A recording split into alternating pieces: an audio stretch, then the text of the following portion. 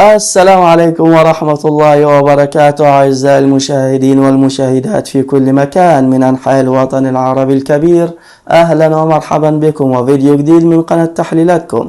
ولكن خير ما نبدأ به هذا الفيديو كالمعتاد هو الصلاة على النبي صلى الله عليه وسلم.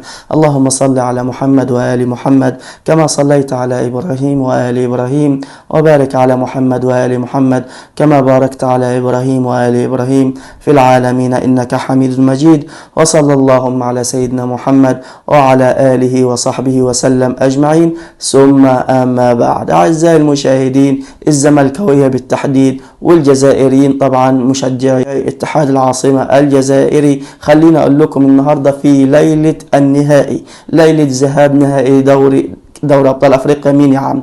نهائي كأس الكونفدرالية الإفريقية، الزمالك المصري في مواجهة اتحاد العاصمة الجزائري. خلينا أقول لكم بشرى بالنسبة للجماهير الجزائرية وجماهير نادي اتحاد العاصمة الجزائري، طبعا يؤسفني بالنسبة لجماهير نادي الزمالك المصري. خلينا أقول لكم من أهلاوي توقعاتي لهذه المباراة بالبنط العريض كده وبدون أي مقدمات، الزمالك هيخسر من اتحاد العاصمة مش 1-0، لا هيخسر 2-0.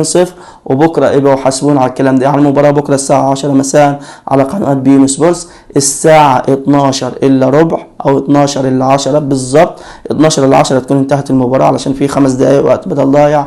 12 إلا 5 12 إلا 10 مساء بتوقيت القاهرة الزمالك هيكون خسران 2-0 في مباراة الذهاب. ساعتها طبعا بكرة افتكروني وانا عايز الزملكاوية لو فازوا بكرة يدخلوا لي في الكومنتات ويقولوا لي يا حاقد يا اهلاوي الزمالك فاز واسفين على ان احنا سحرناك معانا، والجماهير الجزائرية طبعا يدخلوا بكرة في حال طبعا تأكد النتيجة وفوز فريقهم بهدفين مقابل لا شيء، يدخلوا ويقولوا طبعا ألف مبروك للجزائر وفريق اتحاد العاصمة وجماهير اتحاد العاصمة، وهارد لك لإخواننا طبعا الزملكاوية نادي الزمالك. أنا كأهلاوي لا أتمنى طبعا خسارة نادي الزمالك، ولكن ده توقعي الشخصي بناء طبعا على المعطيات وعن الأخبار وعن الحالة اللي فيها نادي الزمالك والحالة التي تدور حولها المباراة. طبعا بالنسبة لفريق نادي الزمالك، الزمالك بكرة هيخسر